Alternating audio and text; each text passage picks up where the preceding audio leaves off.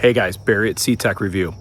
Today, we're going to do a 500 mile road trip in the 2026 Ram 1500 Hurricane. This is the standard output Hurricane. What's gonna be fun about this, we've pulled this exact same trailer with the High Output Hurricane and the RHO, High Output EcoBoost, 7.3 Cummins, 7.3 gas engine Cummins. We've did a lot of comparisons. I'm really excited to see how a 3.55 geared Hurricane engine does at about an 8,500 pound trailer. Let me show you real quick.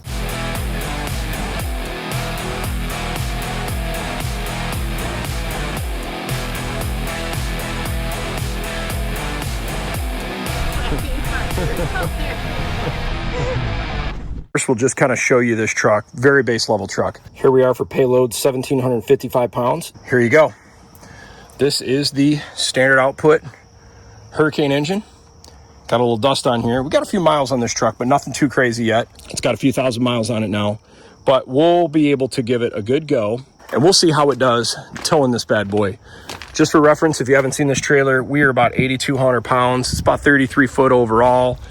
Some things that I'm excited about is we've got the B&W Continuum weight distribution hitch. Why I'm a big fan of this, I've talked about this in other videos, is we're now gonna be able to go and do a toolless setup where we can go change shank position, weight distribution, very lightweight setup, and now we can put it on another vehicle. Let's put this thing on real quick and we'll get this thing connected to the Hurricane. So it's just a base level truck. I'll show you what I like about this on this hitch view. All right, there we go. One thing I like to do when I get under the trailer where I want, before you let your foot off the brake, little quick pro tip, pull your electric parking brake, make sure it's set. You can tell on the dash it's set. We got it set. Now let your foot off the brake and it'll keep the vehicle in the correct position underneath the hitch. I can already tell the shank position is too low. So we're gonna pop these pins out real quick. We'll move this to the next position on the shank. Just like that, we're able to change the hitch position. Now what we're gonna do, extend this thing up and we'll get our weight distribution arm connected to the bottom. That's how it works. So all your weight distribution transfers through these like carbon fiber composite material through this shank, and then this kind of rotates. Pretty slick setup, and I just maintain it here and there. So we got everything attached right now, weight distribution. We're gonna move the trailer. I have a feeling we're gonna have to rotate the shank up to get the trailer more neutral, but until we get it on an even pad, we'll make that determination. This is why it's important to get on a level surface. When I look front to rear now, it actually looks like front to rear of the trailer. Hitch shank is in the right position. We're sagging a little bit on the back of this thing, but we're setting pretty high on weight distribution too. I'll probably drop that down just a skosh. And this is what's cool about this setup. I can literally, just show you guys how this works. Watch this arm here. Watch. You're gonna see weight distribution disappear. See the trailer dropping? We're dropping pressure right here, okay? Completely out almost. There we go, that's it. Okay, now I'll open this up. Now I'm gonna close this right now. Pull our handle completely out, and we'll just start pumping this up. You see we're at 0? Now watch, that arm, we're gonna go until we hit about 1,500 PSI. I found generally that's what most of these vehicles like. Perfect. Now we'll see where we're at. Still squatting a little bit. Now granted, we're used to the RHO with airbags in the back, so I think we're gonna sag a little bit more on the stock rear suspension Ram 1500. All right, so cruising down the highway, about 78 degrees. We're going 64 miles an hour. You can kind of see the temps. Coolant 216, trans 181. Oil temps about 217. It's a little windier today. I'll be honest with you, at first impressions, it's a handful. And I'll talk more about this at the end of the video, because when I first started, I was not happy with the way things were going. Oil pressure, looking good. Trans temps dialed in. RPMs also really impressive. This thing at 65 miles per hour was like 2,000 RPMs, just cruising down the highway. You can see our tire pressures at 39 PSI. You can see coolant temps got up to about 223. Oil temps 225. Now granted, this is Michigan and we're running flats here, so we'll talk more about that as well. There we go, 25.2 gallons. All right, let's see what we got for hand calculated here. 170 miles divided by 25.2 gallons. So we got, computer said 7.3, hand calculator is actually 7.5, so that's good. Talk about the beauty of camping. Just got the campsite set up, got the trailer leveled. Water heater's not working. I got the board out, getting in air on this Girard water heater. This thing's literally been used 3 times, but this is par for the course for the quality of these types of trailers. But hopefully I can get this thing working. I could see the motor trying to kick on. I don't know if maybe a magnet's stuck inside. I don't know. I mean, it's been sitting at the dealer for the last 3 months getting the air conditioner replaced, so I don't know if just sitting there, maybe kind of jam this thing out, but hopefully we can get this thing working. We're gonna fill this thing all the way up for the return trip just to make sure this is 100% trailer towing, whereas we had about 60 miles of regular towing, which would mess up our calculations. So reset our fuel economy here. There we go. We're gonna have a little tiny climb up here. Curious to see if we can hold. We're in 8th gear right now, which is kind of impressive with the Hurricane. Let's see.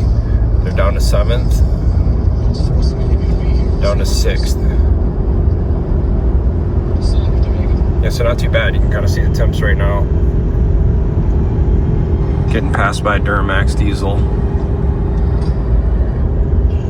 And still, trans temp is almost identical to what the RHO is. Coolant temps, I noticed this runs, I feel like, a little bit warmer than my RHO as far as coolant temps. Oil temps a little warmer as well, but otherwise feels great. Oil pressure is good too.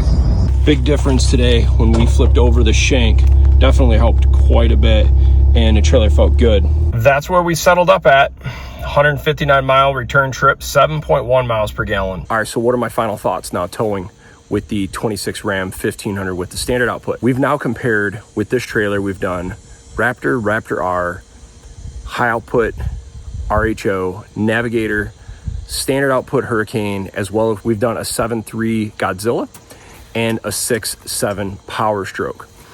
This little standard output, if you haven't had a chance to tow with one, they're interesting. Here's what I mean. The power is great. And I've said this before, for day-to-day livability, in a lot of ways, I actually prefer this standard output over the high output, below 2,700 RPMs. I think these things feel a little bit stronger. Now, for comparison's sake, I haven't had a chance to do a high output in a non-RHO towing yet. I've only been able to do the RHO with the high output with the 392s. The 392s and the RHO with the high output seems to do really good at like 2,700 and above RPMs. The power feels a lot stronger than this. But below that, I think the smaller turbos in the standard output, it just seems to spool up like really quick. It's like almost no lag. Engine braking, I've mentioned this in other videos.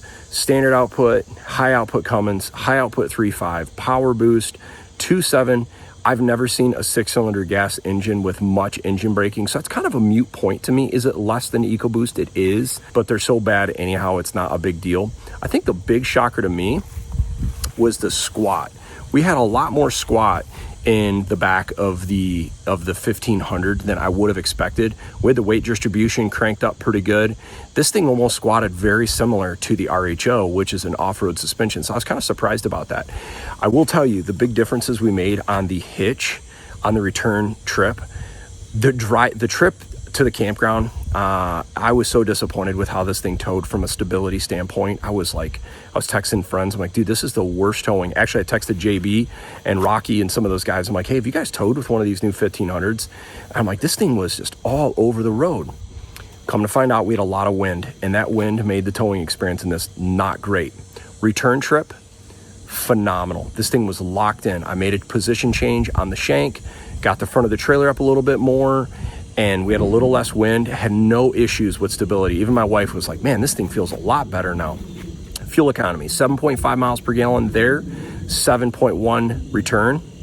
Not terrible. We were scooting along, probably too fast. We just wanted to get home. I find that is very common for return trips when we're camping. I think that's about where I would expect Temperature wise, this thing runs temperature trans temps between 181 and 187, identical to the RHO, and a solid 30 degrees cooler, if not 40 degrees cooler than our Raptor and our Navigator. So the trans temp's really cool. Oil temps, right in alignment again, 215 to 220. Coolant temps ran a little warmer than what I would have surprised. For 70 to 85 degree temps outside, flats, we were seeing a consistent like 217 to 225 coolant temps. Not a big deal, these things are designed to do that, but I feel like my RHO with the high output, it would only ever max at about 220, and that was at a 93 degree day, and we were towing at a fast clip. So I was kind of surprised. Maybe there's more cooling capacity with the RHO. Otherwise though, I think the Bighorn, the seats are pretty comfortable for the fact that they're just a base level interior. I like that. The infotainment system works no problem. The interior, as far as comfort for elbows, is not bad as well. I do think that the little higher trim level, like in a Laramie or above, you get a little bit more comfort on the elbows, but the seat pads, no problem. This is a really nice truck. Performance wise, not towing, man, I love the standard output. This motor's got so much power. And when you're not towing with the 355 gears, you can easily get 20 to 25 miles per gallon. I saw in that 60, 65 mile an hour. So I'm glad to get this video to you guys, finally show what a 26 or an standard output Hurricane can do. Pretty impressed. One thing I would recommend, if you're gonna get one of these trucks and you're gonna tow something like this and you need range, get the bigger fuel tank. The small tank on these Rams and any of these half-ton trucks with the small tanks, you got about 150, 160 miles of range tops. If you had that extra 6 gallons of fuel, that'll get you over 200 miles, no problem. And for us, that's a big deal. In Michigan, a lot of these towing trips are 190 to 240 miles one way, and I like to be able to pull in and not have to fill up along the way, because filling up at a gas station with one of those connected, never really super fun. Big fan of these engines so far. I think they're really awesome, great power. Anyhow, guys, I hope you enjoyed this video. Got more fun videos to come on these. Thanks for watching.